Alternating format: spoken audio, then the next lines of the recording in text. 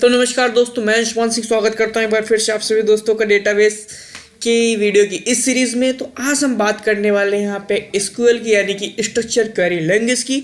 तो ये क्या होती है, आज हम इससे आपको इंट्रोड्यूस कराने वाले हैं। तो बेसिकली आप जानिए, एसक्यूएल जो है कि कंप्यूटर साइंस के फील्ड में डेटाबेस को मैनेजमेंट करने की एक लैंग्वेज होती है, ठीक है। और ये करती क्या है कि हम किस तरह से अपने डेटाबेस के अंदर या मेमोरी के अंदर डेटा को स्टोर करेंगे या उस डेटा को रखेंगे, ये इसी लैंग्वेज के ज़रिए हम क्या करते हैं, इसको करते हैं। जो सारी क्वेरीज होती हैं वो बेसिकली एसक्यूएल के द्वारा ही फॉर्मेट की जाती हैं। और दोस्तों मैं आपको बता दूं, एसक्यूएल जो है वो टॉप 10 प्रोग्रामिंग लैंग्वेज पे 9वें नंबर पे आती है, ठीक है। तो अभी चलते हैं आगे, देखते हैं क्या होता है। तो यहाँ पे लिखा है SQL is a database computer language design for the retrieval and management of data in a relational database. यानी कि ये डेटाबेस को रिट्रीवल यानी कि डेटाबेस को पहले से देखने और उसको मैनेज करने के लिए और डेटाबेस से उसमें रिलेशन बनाने के लिए यूज़ की जाती है। SQL is stand for structured query language. SQL का पूरा नाम है स्ट्रक्चर क्वेरी लैंग्वेज, ठीक है। अभी आगे देखते हैं।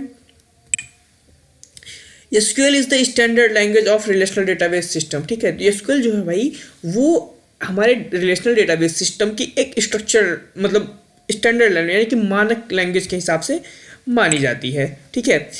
All the relational database management system यानी कि जो RDBMS होता है, जैसे कि MySQL, MS Excel, MS Access, Oracle, ठीक है, इन्फॉर्मेक्स, पोस्टग्रेड और SQL सर्वर, हम लोग इन सब में SQL का यूज़ करते हैं, ठीक है। जितनी भी डेटाबेस लैंग्वेज होती है सब में हम क्या करते हैं, बेसिकली SQL का यूज़ कर सकते हैं, ठीक है। और वो डिफरेंट टाइप के डेलेंट्स को यूज़ करते हैं, जैसे MySQL सर्वर हो गया जो कि TSQL यूज़ करता है, ठीक है। Oracle जो होती है वो PLU यानी कि privileges SQL language. MS Access जो होता है कि वो इसके वर्जन को JetSQL यानी कि नेटिव फॉर्म को JetSQL वर्जन, यानी कहने का मतलब ये है कि जो अलग अलग टाइप के डेटाबेस हैं उनकी जो स्ट्रक्चर क्वेरी लैंग्वेज होती है उनको अलग अलग नाम दिया गया है, बस। यानी कि आप जैसे कि एक ही इंसान रहोगे, यानी कि स्ट्रक्चर क्वेरी लैंग्वेज जैसे कि एक है, यानी कि आप अपने घर के एक ऐसे लड़के हो जिसका ननिहाल में जाने के बाद नाम कुछ दूसरा, स्कूल में नाम जाने के बाद नाम कुछ दूसरा, दोस्तों के साथ नाम कुछ दूसरा, तो वैसे ही लेकिन आप बंदे रहोगे एक ही। तो ननिहाल वाले में समझ लो आप MySQL सर्वर हो गए, अपने दोस्तों के साथ आप घूम रहे हो तो आप समझ लो Oracle हो गए यानी कि PLSQL हो गए, ठीक है। तो इंजीनियरिंग लाइफ में होता क्या है कि ऐसे ही लोग सारी चीज़ें चलती रहती हैं, ठीक है। अब थोड़ा आगे चलते हैं। अब भाई सवाल यहाँ पे आता है कि हम SQL को क्यों चूज़ करें भैया, हमारे पास और कोई दूसरी लैंग्वेज का ऑप्शन नहीं है क्या, या हम SQL को ही क्यों लें, कोई दूसरी लैंग्वेज क्यों ना सीखें डेटाबेस के थ्रू। तो इसके कुछ फ़ायदे हैं, उसके बारे में हम चलिए देखते हैं, ठीक है। तो सबसे पहला आता है कि SQL जो है वो बहुत ज़्यादा वाइडली पॉपुलर है क्योंकि इसके कई सारे एडवांटेज हैं। पहला एडवांटेज है कि जो यूज़र होता है उसको डेटा अलाउ करके रिलेशनल डेटाबेस मैनेजमेंट में डालने की अनुमति देता है, ठीक है। दूसरा है डेटा को ये डिस्क्राइब करने की भी अनुमति देता है, यानी कि जो यूज़र है वो डेटा को डिस्क्राइब भी कर सकता है। अगला आता है allow user to define the data in a database manipulate the data, ठीक है। ये क्या करता है कि यूज़र को डेटा को डेटाबेस के अंदर डिफाइन करने, ठीक है, डिफाइन भी करने देता है, मैनिपुलेट करने देता है। यानी कि मैनिपुलेट से मतलब ये है कि कोई यूज़र है किसी डेटाबेस में डेटा को मैनिपुलेट कर सकता है। मैनिपुलेट में वो डेटा को सही कर सकता है, अगर कहीं पे गलत डेटा है तो उसको सही कर सकता है, या कहीं पे कोई रो बढ़ाना है, कोई कॉलम बढ़ाना है, या कोई कंपनी है उसमें नया कुछ इक्विपमेंट आ गया है तो उसको वो बढ़ा सकता है। ये SQL की प्रॉपर्टी है। SQL क्या होता है, अदर लैंग्वेजेस का साथ एम्बेडेड हो सकती है, ठीक है। जैसे SQL मॉड्यूल हो गया, लाइब्रेरी प्री कंपाइलर, ठीक है। तो SQL क्या करता है कि इसकी कुछ ना कुछ लाइब्रेरीज के साथ भी कनेक्ट हो सकती है, कंपाइलर साथ हो सकती है, ठीक है। अब जैसे हम क्या कर सकते हैं कि SQL जो लैंग्वेज है यानी कि स्ट्रक्चर क्वेरी लैंग्वेज जो है वो PHP के साथ भी हम उसे PHP में भी यूज़ कर सकते हैं। PHP की स्क्रिप्ट हम लिख रहे हैं, उसमें हम डेटाबेस को कैसे ऐड करते हैं, तो उसमें MySQL से ऐसे करके फलाना ढिमकाना करके उसमें ऐड करते हैं। तो कहने का मतलब इतना है सिर्फ कि SQL को हम जावा, PHP, पाइथन, अदर लैंग्वेजेस के साथ भी उसमें जोड़ सकते हैं, एम्बेडेड कर सकते हैं, ठीक है। अगला आता है, इसमें क्या करता है भैया, यूज़र जो होता है उसको डेटाबेस क्रिएट करने और डेटाबेस ड्रॉप करने और टेबल को ड्रॉप करने की भी अनुमति देता है, ठीक है। तो यहाँ पे ये इसका एक और एडवांचर है कि ये जो यूज़र को होता है व्यूज़ क्रिएट करने के लिए, स्टोर प्रोड्यूसर देखने के लिए, फंक्शंस देखने के लिए डेटाबेस में कर सकता है, ठीक है। और ये यूजर को सेट परमिशन और टेबल्स देता है प्रोसीजर की, ये तो आप समझ रहे होंगे। अब चलते हैं, थोड़ा आगे चलते हैं, हिस्ट्री ऑफ एसक्यूएल, यानी कि एसक्यूएल के बारे में पुराना क्या आइडिया है इसको देखते हैं, ठीक है।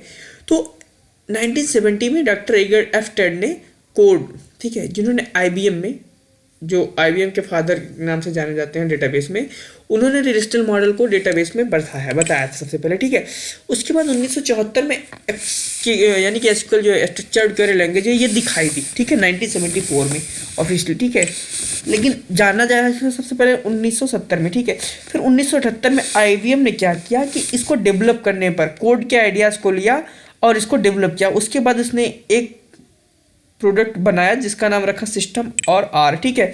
उसके बाद फिर 1986 में IBM ने क्या किया कि एक प्रोटोटाइप का रिलेशनल डेटाबेस मॉडल NC के, यानी कि अमेरिकन स्टैंडर्ड के तरीके से उसको बनाया, ठीक है, और जिसे पहला रिलेशनल डेटाबेस बनाया गया और जिसको नाम दिया गया ओरेकल, ठीक है। अब थोड़ा आगे चलते हैं, प्रोसेस की बात करते हैं, तो एसक्यूएल प्रोसेस कैसे करता है, ठीक है। किसी भी चीज़ को जानने से पहले हम उसके प्रोसेस को भी जानना बहुत ज़रूरी होता है। तो एसक्यूएल में जो इसका प्रोसेस है वो बहुत ही सिंपल है। अभी इसको देखते हैं। जब आप किसी कमांड को एसक्यूएल में, यानी कि किसी भी रिलेशनल डेटाबेस मैनेजमेंट सिस्टम में आप क्या कर रहे हैं, एग्जीक्यूट कर रहे हैं, तो वहाँ पे आपको सबसे बढ़िया तरीका क्या है उस चीज़ को उसमें डाल रखने का, ठीक है। यानी कि आप अगर एक सिस्टम समझ लीजिए कि आपके पास अगर 100 किताबें हैं, आप उस 100 किताबों को किस तरह से रख रहे हो ताकि अगर किसी एक किताब को आपको ढूंढना हो तो कितनी जल्दी वो किताब आपको मिल सकती है, ठीक है। तो अब ये आपके ऊपर डिपेंड करता है, ठीक है। तो एसक्यूएल क्या करता है, उसे ढूंढने में और उसे कैरी करने में कई सारे प्रोसेस फॉलो करता है ताकि किसी स्पेसिफिक डेटा को उसे ढूंढने में आसानी हो। अगर हमने आपको सपोज दैट 50 टाइप के एक आपको मेडिकल शॉप दे दिया और उसमें अलग अलग मेडिसिन अलग अलग कंपार्टमेंट में आपको रखना है, तो आप एक बढ़िया से स्टेबल ढंग से रखेंगे ना। ये नहीं कि सारी मेडिसिन को एक साथ इकट्ठा करके रख देंगे, ठीक है। तो यहाँ पे उसके प्रोसेस बाय प्रोसेस, तो एसक्यूएल क्या करता है, डेटास को इस प्रोसेस से रखता है, इससे रखता है ताकि उसे ढूंढने में उसे आसानी हो और टाइम उसे कम लगे, ठीक है। और उसमें क्या करता है कि एसक्यूएल जो होता है एसक्यूएल इंजन से इंटरेक्ट करता है और साथ ही साथ किसी टास्क को इंटरप्रेट जल्दी कर देता है, ठीक है। तो यहाँ पे उसके कई सारे प्रोसेस हैं, इसको हम देखते हैं। कुछ कंपोनेंट्स हैं वो देखते हैं, query dispatcher, optimization engine, classic query engine, SQL query engine, etc etcetera वगैरह वगैरह। लास्ट में जो आता है, एक classic query engine handles all the non SQL queries, ठीक है। जो नॉन एसक्यूएल क्वेरीज होते हैं वो क्लासिक इंजन करता है, but SQL queries engine won't handle logical files, ये लॉजिकल फाइल्स को हैंडल करता है। तो अभी देखते हैं इसका प्रोसेस आर्किटेक्चर देखते हैं। एक सिंपल डायग्राम के थ्रू मैंने यहाँ पे आपको समझाने की कोशिश की। सबसे पहले हम कोई एसक्यूएल क्वेरी लिखते हैं, ठीक है। एसक्यूएल क्वेरी लिखते हैं, उसके बाद क्या करता है कि क्वेरी को जो लैंग्वेज होता है उसको प्रोसेस किया जाता है उसका प्रोसेसर द्वारा। वो किससे कनेक्ट करता है, फिर पार्सर और ऑप्टिमाइजेशन, ये दोनों उसको हैंडल करते हैं। उसके बाद फिर वो अगली स्टेज में जाता है। जब वो अगली स्टेज में जाता है तो डेटाबेस मैनेजमेंट इंजन जो होता है, डेटाबेस मैनेजमेंट सिस्टम का जो इंजन होता है उससे इंटरेक्ट करता है और तब ये जाके फाइल मैनेजर या ट्रांजेक्शन मैनेजर में कंप्लीट होता है। फिर लास्ट में क्या करता है, फिजिकल डेटाबेस से कनेक्ट करके डेटाबेस को वो हैंडल करता है। तो यहाँ पे हमारी जो एसक्यूएल क्वेरी होती है वो टोटली कंप्लीट होती है। तो आई होप ये वीडियो यहाँ तक आपको समझ में आ गया होगा।